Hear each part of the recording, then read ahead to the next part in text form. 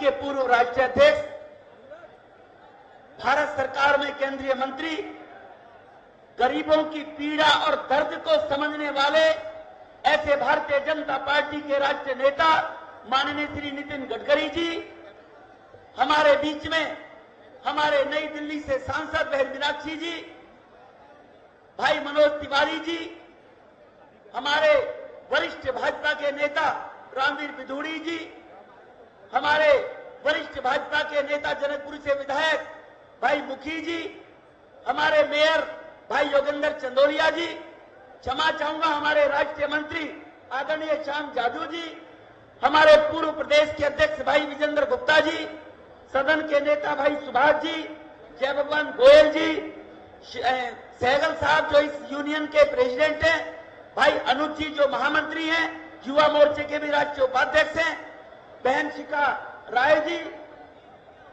भाई साहू जी जो इस गरीबों की झुग्गी झोपड़ी पट्टी वालों की चिंता करते हैं, हमारे पार्टी के अन्य पदाधिकारी बंधु भाई राजीव बब्बर, पवन कक्कड़, नितिन कपूर जी, भाई राजीव जी बहुत बढ़िया मंच का जो संचालन कर रहे हैं, इन रिक्शा चालकों की चिंता करते हुए सम्मान के योग्य सभी मेरे सम्मुख भाई रिक्शा चालक बंधु और नौजवान साथियों व बुजुर्गों, मित्रों, देश का कानून मोटर व्हीकल लॉ 1889 में बना था। उस 1889 के बूढ़े कानून को लेकर गरीब के हक और अधिकारों पर कुठाराघात करने का प्रयास कानून के नाम से करने का प्रयास किया जा रहा है। हम 21वीं सदी की तरफ जा रहे हैं। एक तरफ कहते हैं मनुष्य को रिक्शा पर बैठकर नहीं खींचना चाहिए, एक तरफ सड़कों पर बहुत बड़े बड़े ट्रोला बन गए, छोटी गाड़ी की बड़ी गाड़ी बन गई। अब लोग लैम्बोर्गिनी, फॉर्च्यूनर बड़ी बड़ी गाड़ियों में चलते हैं और रिक्शा में अगर बैटरी चलाकर मजदूर चलाता है तो कहते हैं वो कानून व्हीकल एक्ट का विरोध होता है, उसका वायलेशन होता है, इसलिए इस कानून में बदलाव करना चाहिए। कानून में बदलाव करना चाहिए। 250 वाट की बैटरी तो केवल बड़े ट्रकों में चलेंगी। मैं पूछना चाहता हूं देश के निर्माताओं से, 60 साल तक इस देश में शासन करने वाले कांग्रेस के भाइयों से, जब पहले ट्रक चलते थे तो 6 टायर के चलते थे, आज तक तो 20 टायर के चल सकते हैं, तो रिक्शा 3 की जगह 5 टायर की नहीं चल सकती क्या?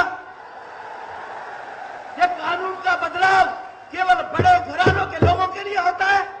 ये कानून का बदलाव गरीब के हित में होना चाहिए। हमारे प्रधानमंत्री आदरणीय मोदी जी ने कहा था ये सरकार गरीब को समर्पित है।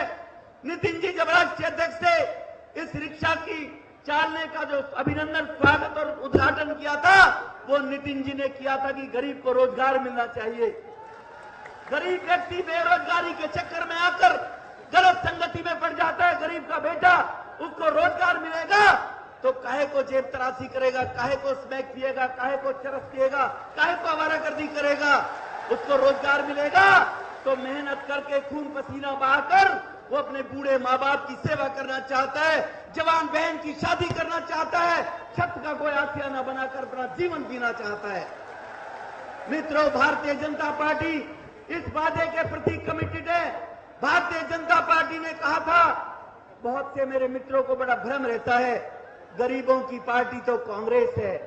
मित्रों, कांग्रेस तो राजा महाराजाओं की पार्टी है, गरीब की पार्टी तो भारतीय जनता पार्टी है, जिसमें एक मास्टर का बेटा मास्टर की नौकरी करने वाला अटल बिहारी वाजपेयी नेता बन सकता है, एक गरीब किसान का बेटा उत्तर प्रदेश में रहने वाला राजनाथ जी पार्टी के अध्यक्ष बन सकते हैं, एक किसान के बेटे नितिन गडकरी जी पार्टी के केंद्रीय मंत्री बन सकते हैं, एक बरौत के घर में पोछा लगाने वाली और चाय बेचने वाले बाप का बेटा मोदी जी देश के प्रधानमंत्री बन सकते हैं।